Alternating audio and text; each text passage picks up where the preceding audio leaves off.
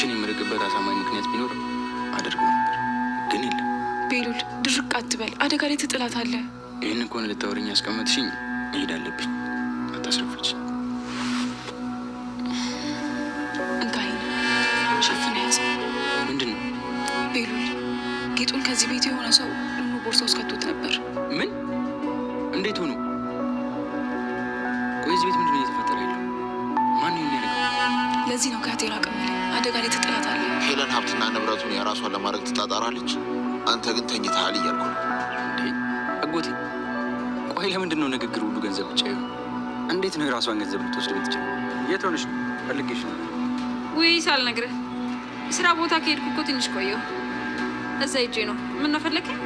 አዎ ግን ስራ ቦታ መጥቼ አታውሽ? ምን? አይ እኔ ስራ ቦታ እኮ አይደለም ያለሁት፣ የአባት ስራ ቦታ ሆኜ ነው።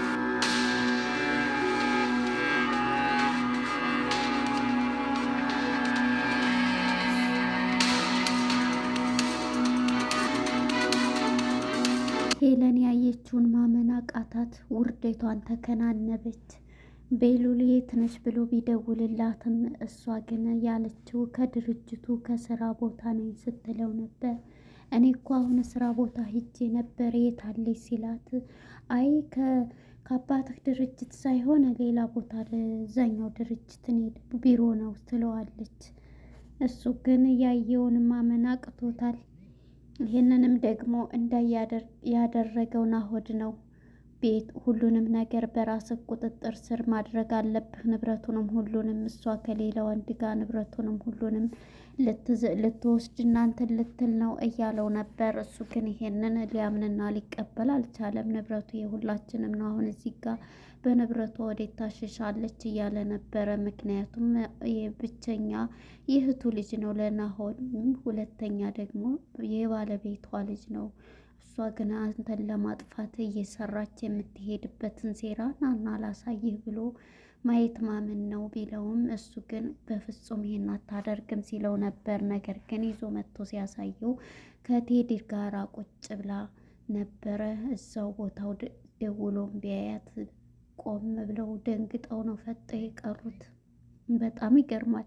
ሰላም ጤና ይስጥልን ውድና የተከበራችሁ የቻናላችን ቤተሰቦች እንኳን ወደ ቻናል በሰላም መጣችሁ።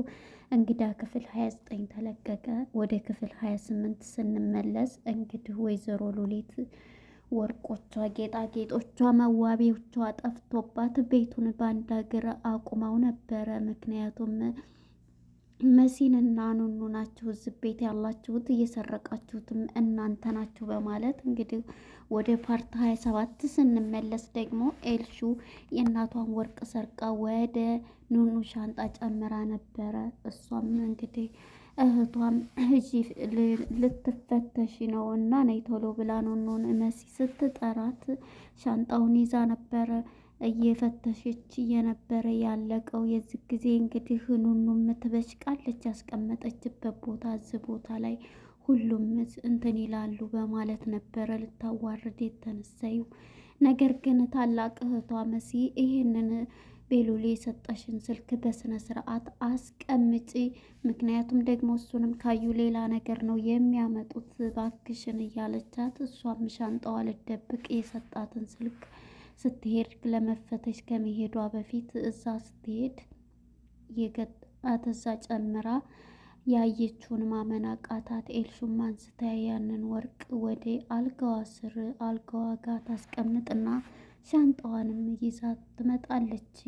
ኤልሹ እዛ ሻንጣ ውስጥ ነው ብላ፣ ኤልሹ ግን አይኗ ደም ለበሰ። ምክንያቱም እሷ የደበቀችበት ሻንጣ ውስጥ የለም ያወርቅ። የት አባቷ አንስታው ነው የት አባቷ አርጋው ነው እያለ በሀሳብ ፍጥጥ ብላ እሺ ብላ ነበር ቀብጥ ብላ ሄዳ ያመጣችው። ነገር ግን እሷ ምንም ያን ስልክ ስታስቀምጥ ስላገኘች እዛው ጥላላት ነው ከአልጋው ጋር። ከዚህም በኋላ ሲፈተሽ ምንም ነገር የለ።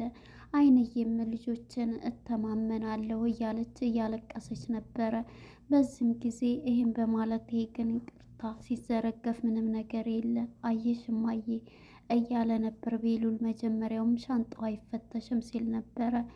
እንግዲህ ንጽህናዬንም ለማረጋገጥ ትፈትሸው ስትል ነበርና ኑኑም ነገር ግን ያንን የፈለገችውን አልተሳካም። ያ ሲጠፋም ኤልሹም ከእናቷ ተናደደች። የዚህ ጊዜ አይንዬም በቃ እያለቀሰኝ እንትን ስትል ምንም የሚያስለቅስሽ የለም አሁን ተነሽና ወደ ቤት እንሄድ ብለው ወደ ክላስ ወደ ኑኑ ክላስ ይዘዋት ይሄዳሉ። ሁላቸውም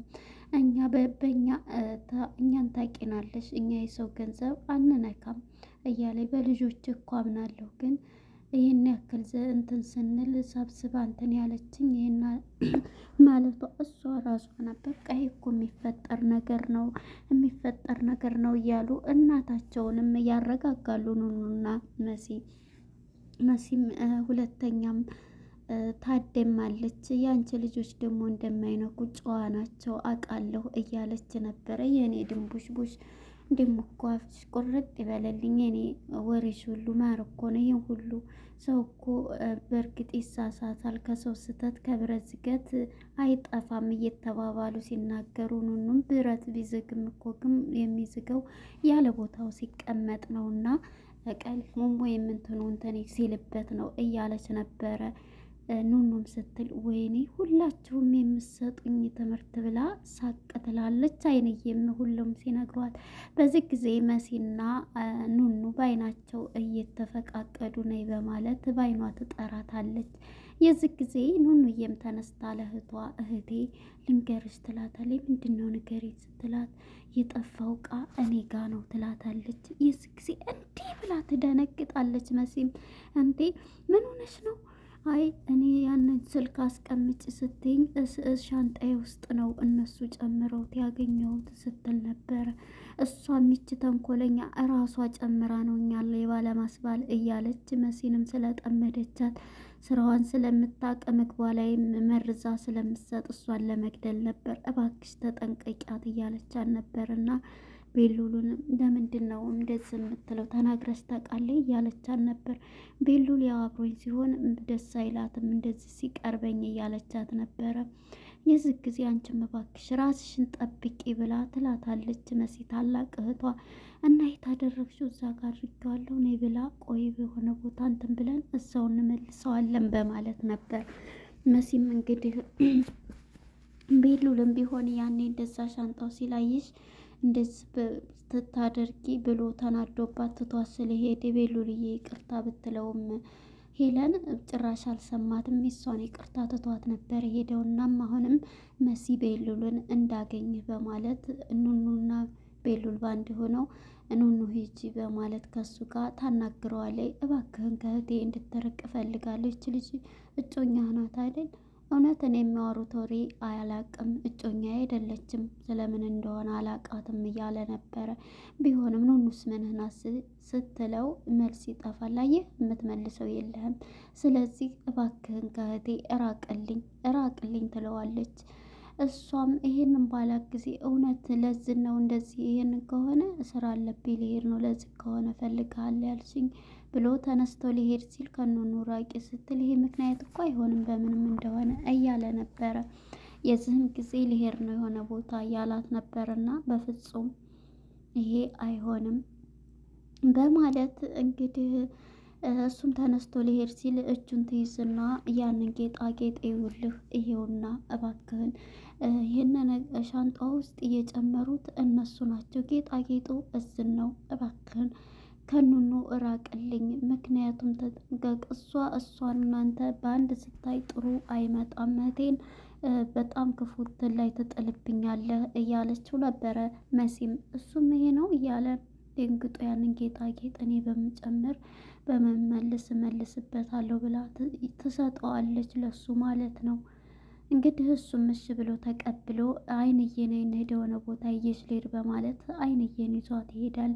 ለእነ አይንዬ ቤት ተከራይቶ እዚህ ያሳያታል። የዚህ ጊዜ እንግዲህ አይንዬን በምርቃት በደስታ ትቦርቃለች። ይሄ ነው ግን አንድ ቃል ትገቢልኛለሽ ኑኑ አብራን እዚሁ ትሆን፣ እሷ እናንተ ጋር አትሄድም፣ እናንተ ግን እዚህ ትሆናላችሁ ይላቻል።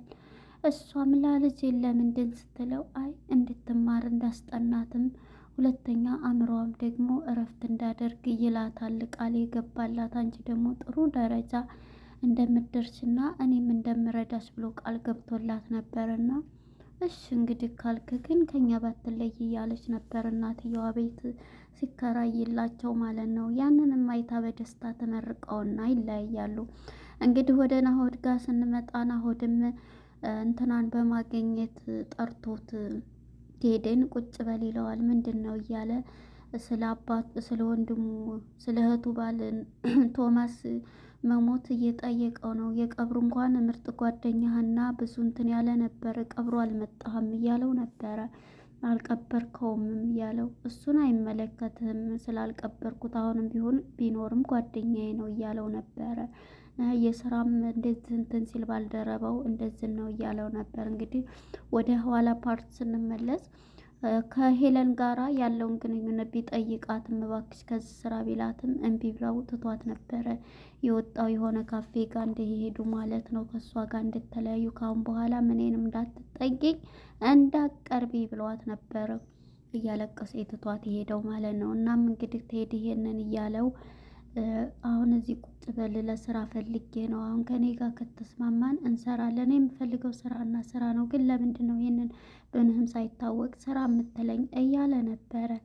ይሄንን በሚለውም ጊዜ እሱም ይሄንን ብሎ ሲያበቃ ቁጭ ተነስቶ ሊሄድ ሲል ቁጭ በል እያለ እየተናገረው ነበር። ምንድን ፈልገህ ነው አንተ እያለው፣ ስለዚህ አያገባህም ምንድን እንደሆነ እያለ አሁን በስራ ደረጃ እሰብበት ቀን ሰጥቻለሁ ብሎት ይሄዳል ማለት ነው። ናሆድ እንግዲህ ሉሊት ጋር ይሄንን ስላለው ይደውልና ይጠራታል። አሁኑ እንዳገኝሽ ብሏት ከሷ ጋር መጥቶ እያወራ ሳለ ናሆድም ማነው ቤሉልም እየመጣ ነበር። ቤሉልና ናሆድ ሲገናኙ ሁሉንም ነገር አንተ ልጅ የአባትህን ንብረት ሁሉንም ማስተዳደር ያለብህ አንተ ብቻ ነህ እያለ ነበር። እሱም እንዴት ነው እኔ ማስተዳደር ምችል? የራሷን ንብረት ወዴት መብረቱን እያሸሸች ነው እናንተን እያገለለች እያለው ነበር። ቤሉል ግን ጥሩ አስተሳሰብ ስለሆነ ለእሷ የሚሰጣት እንደምወዳት አውቃለሁኝ፣ ግን ብታምንም ባታምንም ይሄ ነው እውነቱ ሲለው አሁን ያለችበትን ራሷ አታውቅም ይለዋል። የሆነን አላሳይ የሆነው ሰው ጋና ብሎ ይዞት ቴዲ የተቀመጠ ባንድ ሆኖ ይዞት ይመጣል። ይሄንንም ሲያይ ማመን ያቃተው። ከዛ ሲደውልላት የት ነሽ እማዬ ሲላት ድርጅቱ ስራ ቦታ ነኝ እያለችው ነበር። እሱም እንደኔ እኮ እዛ ነኝ ቢላትም ከዛ ካለችበት ከተቀመጠበት ደውሎ እዛው ቦታው ሲሄድባቸው በድንጋጤ ቁመው ነበር የፈጠጡት። እዚህ ላይ ያበቃል ማለት ነው።